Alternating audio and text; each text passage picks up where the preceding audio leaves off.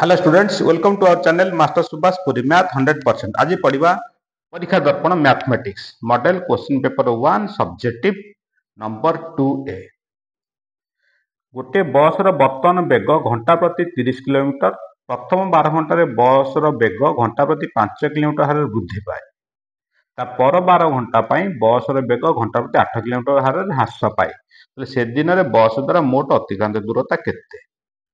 देख उत्तर देख, प्रथम 12 घंटे बस टी 5 किलोमीटर हार वृद्धि पाई बेग। प्रथम आरंभ 30 किलोमीटर प्रथम घंटा, द्वितीय घंटे 35 किलोमीटर, तृतीय घंटे 40 एमती से बस टी जाइए। केते घंटा जाइए? 12 घंटा जाइए। गोटे 35 30 35 40 गोटे एपी होगा। एपी गठन है। ए है 30, डी है 5, एन है के 12 घंटा 12। ताले टी बार के ए प्लस 12 माइनस ए प्लस एन माइनस 1 डी। ताले ए है 30, 12 1 11 11 इंटू डी गुणे 5। 30 11 5 55 85 किलोमीटर। ताले 12तम घंटा से 85 किलोमीटर बेगर से जाउथिला। ताले 12 घंटा से मोट रे केते बाट गला? एस 12 बाहर करबा। S 12 n/2 whole into a plus l। प्रथम घंटा 30 किलोमीटर, 12तम घंटा 50 kilometre. a plus l n/2 whole into a plus l। 2 की 12 काटिले 6, 30 85 में 115 115 इंटू 690 किलोमीटर। प्रथम 12 घंटा से 690 किलोमीटर जाइए। क्लियर?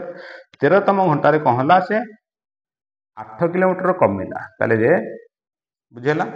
ताले द्वितीय केस गला। द्वितीय 12 घंटा कौन है 85 किलोमीटर 12तम घंटा, 13तम घंटा 8 किलोमीटर कमिला। ता अर्थ 77 किलोमीटर गला।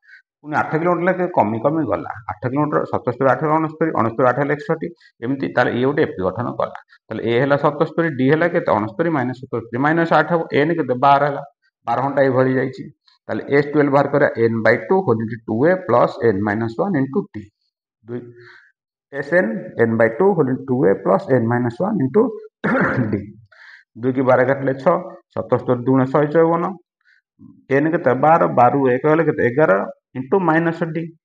एटा के डी रो मूल्य के माइनस 8 ताले माइनस 8 11 8 88 माइनस 88 ताले 6 154 88 गले 66 6 गुणन 66 396 किलोमीटर। द्वितीय 12 घंटा गला 396 किलोमीटर। प्रथम 12 घंटा जाइए 690 किलोमीटर। मोट 12 घंटे केते गला? 690 प्लस 396 इक्वल 1086 किलोमीटर। बुझेला? इम्पोर्टेंट क्वेश्चन, भलो क्वेश्चन।